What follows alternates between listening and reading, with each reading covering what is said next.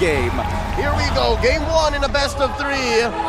This is for that slot in the knockout stage. It's Outplay going up against ONIC. Outplay are in dangerous territories here. ONIC have already gotten one win. If they lose here, especially 2-0, they're gonna have to go up against Burn X Flash. Home ground advantage to secure the knockout stages. Now, let's keep in mind here, looking at how the starting lineup is going to be, and especially for both compositions, we're not seeing anything funky happening. It's very standard, very default for both sides. Yep, no double XP start, so it's a man-to-man roam, but look at how deep Sans is. What's he thinking here? He just wants to get vision. This is how Sans usually plays with the recalls as well. He's got to be careful here, though. Off to the channel stampede, good read. Kairi able to secure the lethal Wanderer. Something I want to bring up, though, is Oreshi's choice of talent here. He actually went for the Unbending Will instead of the tenacity that we usually see on Arlet. I'd say 9 out of 10 Arlets these days play the Unbending. Well, 1 out of 10 play the Unbending Will. The other 9 would play the Tenacity. Personally, for me, I love it. I love the Unbending Will because the main idea is if CW decides, I'm going to jump into the middle of this fight, somebody needs to finish him off. And obviously, it's clear that CW... He should be okay, right? Yeah, totally fine. He's able to battle mirror image in time, but at the end of the day, right, it's going to be whether or not this Arlet can take out CW during the mid-game. Towards the later stages, it's going to be a little bit harder. Absolutely. I mean, looking at it again, both teams are just playing it super slow. They both want to contest for the first neutral objective, having a Martis and a Lancelot. So they are going to be transitioning over to that XP lane just in a bit, and you'll see already, yeah, Faramis, Sans, first on the board towards that XP lane. I think a lot is riding on Kairi's shoulders because you can't expect Keyboy to just walk in freely and get a Minoan Fury in the middle of the box to change the fight, right? Kairi is going to have to bait out a couple of spells, and this is what we're seeing here. Keyboy is going to hit level 4 before joining. Okay, charging in, already Shark. Tyrant's Revenge going to be able to connect onto Boots, but he doesn't have the Tyrant's Rage just yet. Kairi with the Phantom Execution. Ooh. Cancelled away. Boots looking to re-engage already onto base player 1, who will use the Mortal Coil to disengage. Oreshi in the midst of it all right now, caught in, has the final slash to get the reset on the Vengeance. ONIC holding on to that turtle. Sans trying to zone best player away as he pops in a Mortal Coil. No more Mortal Coil to play for. Keyboy going to be knocked up. He does have the Venus Fury right now, and he will be able to use it right now with the Cult Ultra to help them out. Kairi wins Retribution battles. Best player 1 is forced to back away. The RWM lost him in place, but Kairi and Sans jump to the back. It's Oreshi who finds the trade back, but it's only the Roamer here traded in, and he is caught in a tough spot. Able to use the Vengeance once again. Sans knocked up, has the Shadow Stampede, but Tyrant's Rage locks him down. Sans might just be taken down here, but Kairi finds him the trade. Sans falls in the back. Shark now going to be targeted down by Boots, who's looking for the kill. A few more hits should do it, and he does not have Flicker. ONIC win out. It's a 3 for 2, and they get the turtle. What a long extended fight there. While all this was happening, CW did get chunked out pretty hard, forced to recall early on. Basic is holding on very nicely to his lead for now. But the real question is, how are they going to play for these upcoming neutral objectives? We saw what it looks like, and unfortunately, for Outplayed, it's a little tough to get in on these fights, especially when Keyboy has his ultimate. You see that OP understands that their strength, or at least in a 50-50 matchup like this, lies in the re-engage. They really tried hard after baiting out a few ults from ONIC. They had that step in, but from there on, ONIC understood that, yeah, no, you can get a better re-engage, but when we're able to split you up and go for the 2-for-1s when you're not ready for it, they're going to win out, and that's what got them this 1K gold lead in under 4 minutes. Can we also talk about the fact that every time we've seen a Minotaur so far, it's not like everybody immediately starts switching over to Purifies, right? Nobody on the side of OP decided to go Purifies. They wanted to have their flickers available to make the play, that re-engage like you talked about. They don't want to sit there and anchor down. They technically have 3 people with anti-CC. Vengeance, Mortal Coil, and the RWM. So maybe that's the reason as to why they're not going for that. For Basic, I think on the Beatrix, it's just natural to go for the Flicker, right? You don't really want to go on that Purify. It gets you out of the lane so easily, and yeah, the Purify is just not a good mix, I think, with the Beatrix. If anything, it's ONIC who's respecting that fact, right? The RWM is an almost for sure catch. But look at this, Shark. Stretch it up! Okay, good shot, but Sans brings them back with the Shadow Stampede. Kairi now dealing some damage, poking him down. Best player already 1 level down. Kairi has a level of advantage. He can actually get 2 levels. And that costs Shark nothing. That costs Outplay nothing. So they know that for the next minute or so, Sans can't Purify. Yep, they know that for a fact. More importantly, the ultimates are all available for both sides. But wait, hold on. Okay, best player one has just used the Retribution. Kyrie able to dash away from the Tyrant's Revenge, and that should just be a free turtle over to ONIC. He baited out that Retribution super quick. Shark still is trying to give the team vision, trying to give space for the rest of the team to work with it as in the bottom lane. Ureshi is getting out-leveled as well. It might be a solo kill. Boots jumps in. The passive is fully on. Kyrie doesn't decide to rotate down below, but Ureshi is forced to use Flicker defensively. Are they going to convert on this? Are they going to... No, Kyrie's not going to break from his path. He needs to make sure he ends up on that top side of the map rather than helping out with the bottom side, because it generally, you're not really going to interact with Arlet anyways, and half the time it's going to be Basic who's going to get targeted down in these major fights. On the other hand, right, best player has not been able to find the space and time to really get in on this, right? Early game Martis are expecting to get early decimates to finish off kills, but the way that ONIC is moving across the map, making sure that there's no holes in their defense. I'm loving the pressure that ONIC is placing down on the OP. It's slowly but surely. They're not ballooning out of control. It's a slow 1K, 2K gold lead over the past 6 minutes. And because of that, they're winning the lanes. ONIC, bottom and top, even mid. Look, it's a 2v1. And then here up top, it's a 3v3. And they're sandwiching OP. Look at the positioning. Yeah, no. And yeah, they leave Ureshi down bottom, but I'm not so sure what he can get there. T-Boy Minute Fury, no Purify, and that's what it does! Everybody locked down. Who's going to be falling right there as he pops in the real world manipulation to sustain. Best player one, rotating up top, but he's a bit too late to the party as he's going to be chunked down. Shadow Stampede not just connecting just yet. Tyrant's Revenge blocking Kyrie down the bouncing ball as well, stopping him from using the puncture, but he still is able to play it slow to get out of that situation as ONIC just pick up a free turret.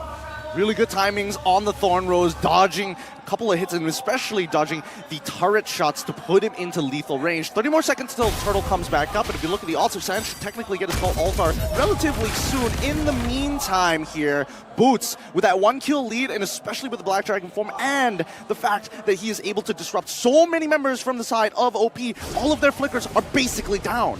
Well, synchronized, Shark get a catch. Bouncing ball as well, Kyrie locked down, but he just stays there. Thorn Rose puncture out. Calm, cold. All right, admit it. Who is sweating here? You have to admit, you gotta be a very confident jungler to sit in front of the nearest Ashen, open up the sidebar just to see the items. Here we go again. T-Boy and Sons brought together. CW is already down below right now. Chunking Shark pretty low, half HP. Doesn't have the regen, it seems, right now. CW is going to be able to regen back up. It seems like Kyrie is able to clear out the purple buff already. Getting that level lead once again. Security the turtle. There's no contest from Outplay. They tried their best to go for the mid lane. But it might actually be a contest right now. Ooh, Retribution going to be able to secure that. Minus Fury and the knockup onto Ureshi as Boots isolates the members. The Petrify connects onto Hoon. And that's Boots diving all the way under the turret. Waiting out the real world manipulation, but the call ultimate comes down to save Boots. He's still very low. Final splash in the back. T-Boy going to be able to knock 2 members up as CW pokes them down. Not enough damage just for now. Ureshi is going to be executed by the friends of execution. Kyrie on the back. He keeps on going. He might get shut down though. Kai boiling down to the shutdown, but it's also a wipe out for ONIC as early as the 8th minute of the game. You see how the 2K, 3K gold lead came into play. They were able to juggle underneath, and yeah, Shark keeps getting these catches, but to no avail, there's no follow-up. Wait, okay. He's good. He's good. Shark is able to walk away from that, but you got to admit, Kyrie sees angles that most people don't, and the fact is, they knew, and especially when you're looking at Hoon here, he played it as great as he can, right? He was managing the shot residue. He quickly dropped down the real world manipulation to keep himself alive, but look at the angle that Kyrie finds the Hopu best player right on top of Hoon to secure this kill, buys enough time for the rest of the team to start wiping them out. I mean, it was a wipeout for the cost of maybe a couple on the way out, but they converted out their minds, went all the way as deep as tier 2 in mid. So that's a main artery that Outplay cannot farm from anymore. And it's not like basically he's having a great time. You see how CW was just free farming, free hitting in mid? He is just getting so much gold here. Let's look at actually 2,000, almost 2,000 ahead. God, this is not going to be an easy game at all. And the worst part for Outplay is the fact that their tier 1 structures are already gone and the mid tier 2 is gone. The entire jungle is basically Kyrie's at this point. Best weak side goal laner in Indonesia, CW, right? We named him that, and right now he's showing it. A lot of them rotations early on was mostly just 2 words. Boots getting him ahead in that winning matchup already. And CW is able to farm up so well. And the fact is, you know, I think I saw Shark more often in the gold lane. So the fact that he's able to just sustain, this is why the Claude gets picked up. The Swiss Army knife with a Purify as well, unkillable. Shark's not only in the gold lane. Shark is in bushes wherein He's looking for kills that Outplay has no business going for. He started doing this at about minute 1, minute 2, and it's not converting. So I'm guessing it was a tempo misunderstanding between the rest of the team. So yeah, no, now Outplay is catching up. There's no way they're going to contest this. Sure, there is a push up top that basically bought for them, but no, the one scores the first Lord for ONIC here, slowly ballooning up to 7k ahead in 10 minutes. And a free turret too, there's nothing OP's getting. Yep, they're not getting anything, but that's totally fine here because remember, OP have high ground defense, and I think that's going to be really important. We've seen in the last match what high ground defense does for you. It buys you that extra bit of time, and if you have to drag this out to 20 minutes, OP are going to have to make the attempt to do so. All right, what are you supposed to do right now, right? I mean, for Outplay, I think there's only one response to this play. It's to just turtle up in the base. That's right. But ONIC have a pretty good siege comp. Don't push it, don't push it. Starting up with the RWM, pop that holy shield. They're not going to get enough off of this, and I think even ONIC recognizes that, man, this Lord's too weak. We'll wait for the next one. And I think even for Outplayed, where do you go from here? Who can you really punish? Because Keyboy, he can hold on, actually hold OP hostage with the Minoan Fury. You never know when he's going to come in with it. Okay, but it's Rage Shark already just fully committing onto Keyboy, but the call ultra saves him, and the Minoan Fury with a flicker in front. He finds 3 members under the base turret though, no minions coming down. That was a mistake. Keyboy loses his life. ONIC now still disengaging. They've gotten enough damage onto the base turret to say, I'm happy with the trade, but they cannot go for more. Signs of life from Outplay, and again, it rings true that one thing that they should do at this point, approaching 12 minutes into the game, down almost 8k, is to stay in their base, defend up, build up on Hoon, who I think is maybe short one more. He needs one more main item for these high ground defenses to not just stay inside their base. Absolutely. Look at the items. Look how far Sands is ahead of Hoon right now. Very, very far. Very, very far in terms of the items. 3 items to 2, and even better yet, he is stacking up very fast. So the more they clump up together, the more they want to try and go for this high ground defense. If they fall into the cone of the Ghost Bursters, at least for Sands, he knows he's going to get value. Just set it up for CW. Purple buff CW. Did you see that? Right. They're already trying to funnel onto CW. So it's already a very different ONIC to the last time we saw them. Remember, at M4, it was Kyrie-centric. Now, it feels very balanced. And isn't that the same way that EVOS Legends have evolved too? Yeah. They've been able to say, you know, it's not just about brands. Now it's just not about Kyrie. We will let y'all do your thing. And yeah, Sans was the MVP then, but here you see him that he's ready to save his teammates. He's ready to dive in there, maybe even die for the cause. But I'm hoping that they don't have to do that. Because again, now shoes on the other foot. ONIC, what do they have to do? I'd say wait for the Luminous Lord. They'll crash in, and I'm seeing at least 2 inhibitors going down. Yeah, you know, at least for Outplay, they're playing extremely disciplined right now. And they know that walking out of the base is just a little too risky, especially with the gold lead developed by ONIC. 8.2k so far, the current gold deficit. And with the next 42k mark from the side of ONIC, you can expect that their cores will have at least 4 of their core items. It's rough to begin with, and I think 2 more Lords until OP is able to equalize. 2 Lords, maybe one of them stolen. Like, I think they can survive one more Lord that's on ONIC, and then maybe they can try to steal for the other. But something to note, I didn't notice, ONIC's draft, there's very little magic damage, but the fact that Ureshi had to build an Oracle for himself means that he's respecting Sans. The fact that Ghost Bursters might deal enough damage to take down this unbending Will Arlott. And it's strange to see because ONIC aren't really clumping up in these team fights, right? Usually when you have a cold ulcer to play with, you want to just clump up, and that's why OP really went in on this box composition. Thing is, ONIC have been very sporadic in the way they tackle these team fights, but like you mentioned, low magic damage, only Sans. Basic, just bottle win in nature. So that is definitely a power spike for him that he can utilize. Well, don't forget, keep your eyes on Keyboy. He's got his flicker back up again, and we saw how much damage he can do with the Minoan Fury, and with the 3rd hit of it being flickered into the middle of the enemy team, getting big knockups as well. At least for Outplay, they can recognize we can try to cancel it out, but that's a lot of resources that's being dedicated to Keyboy. Here we go, Lord crashing on through. Mid goes down, bottom up next. There's a wave up top that Kyrie's brought in.